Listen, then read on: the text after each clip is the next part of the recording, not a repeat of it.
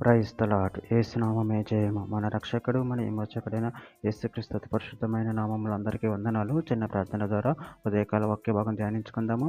పరిశుద్ధుడ మహాగణుడైన దేవ యేసయ్య, సర్వాధికారినైన మీకే వేలాది వందనములు, కృతజ్ఞత, స్తుతి, స్తోత్రం చెల్లించుకుంటున్న దేవ ఉదయకాలం ప్రభు వాక్య భాగం ధ్యానిస్తుండగా వాక్య భాగం అర్థమవులు సహాయం చేసి మీ కృపలో బలపరిచి మీకు మాదిరిగా మమ్మల్ని నడిపించమని చిన్న ప్రార్థన ప్రభు యేసుక్రీస్తు అతి పరిశుద్ధమైన నామములో అడిగి వేడుకుంటున్నాను తండ్రి. Amen, amen.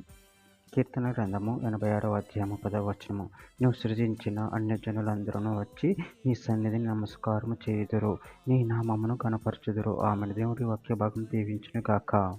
ప్రభునందు ప్రియులారా, ఇక్కడ వాక్య భాగంలో గమనించినట్లయితే, నువ్వు సృజించిన అన్యజనులందరూ వచ్చి నీ సన్నిధిని నమస్కారం చేయుదురు, నీ నామము గణపరచుదురు. అదేవిధంగా వాక్య భాగంలో గమనించినట్లయితే కీర్తన గ్రంథం 86వ అధ్యాయం 8వ వచనంలో, ప్రభువా నువ్వు మహత్యం గలవాడు, ఆశ్చర్యకారములు చేయువాడు నీవే, అద్వితీయ దేవుడువు. కీర్తన గ్రంథం 72వ అధ్యాయము 18వ వచనం, దేవుడైన యెహోవా ఇజ్రాయేల్ యొక్క దేవుడు స్తుతింపబడును కాక, ఆయన మాత్రం ఆశ్చర్యకారములు చేయువాడు. కీర్తన గ్రంథం 77వ అధ్యాయం 14-15 వచనాలు, ఆశ్చర్యక్రియలు జరిగించే దేవుడవు నీవే, జన్మలలో నీ శక్తిని నువ్వు ప్రచురపరచుకొని ఉన్నావు, నీ బహుబలము వలన యాకోబు యోసేపుల సంతతి వారకు నీ ప్రజలు నువ్వు విమోచించి ఉన్నావు. కీర్తన గ్రంథం 145వ అధ్యాయం 3వ వచనం, యెహోవా మహాత్యం గలవాడు, ఆయన అధిక స్తోత్రం నందదగిన వాడు, ఆయన మహాత్యము గ్రహింప సఖ్యము కానిది. నిర్గమకాండము 15వ అధ్యాయం 11వ వచనం, యెహోవా వెలుపలలో నీ వంటి వాడవుడు, పరిశుద్ధతను బట్టి నువ్వు మహనీయుడు, స్తుతి కీర్తనలు బట్టి పూజ్యుడవు, అద్భుతములు చేయువాడువు, నీ వంటి వాడవుడు. ద్వితీయోపదేశకాండం 32వ అధ్యాయం 39వ వచనం, ఇదిగో నేనే దేవుడు, నేను తప్ప వేరొక దేవుడు లేడు, మృతులు నందించువాడును బ్రతికించువాడు నేనే, గాయపరచువాడును స్వస్థపరచువాడు నేనే, నా చేతుల నుండి విడిపించువాడెవడునూ లేడు.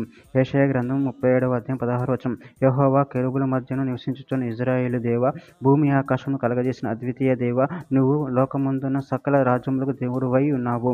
ఎఫెసీయులకు రాసిన పత్రిక 4వ అధ్యాయం 6వ వచనం, అందరికీ తండ్రి అయిన దేవుడు ఒక్కడే, ఆయన అందరికీ పైగా ఉన్నవాడై అందరిలోనే వ్యాపించి అందరిలో ఉన్నాడు.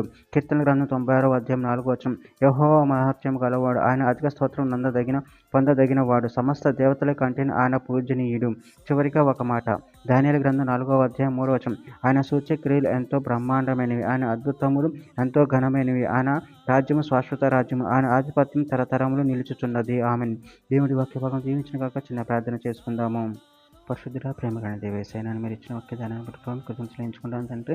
మీరు అద్భుతములు చేయు దేవుడే ఉన్నారు తండ్రి, మీరే గనులై ఉన్నారు ప్రభావ. మేము నిన్ను మహిమపరిచి కనపరిచే వరకు ఉండే శక్తిని బలాన్ని అనుగ్రహించి మీ ప్రేమ కృపను మమ్మల్ని బలపరిచి స్థిరపరిచి మీకు మహంకారంగా మమ్మల్ని ఆడుకోమని చిన్న ప్రార్థన యేసు నామములో అడిగి పెట్టుకుంటున్నాను తండ్రి. Amen, amen.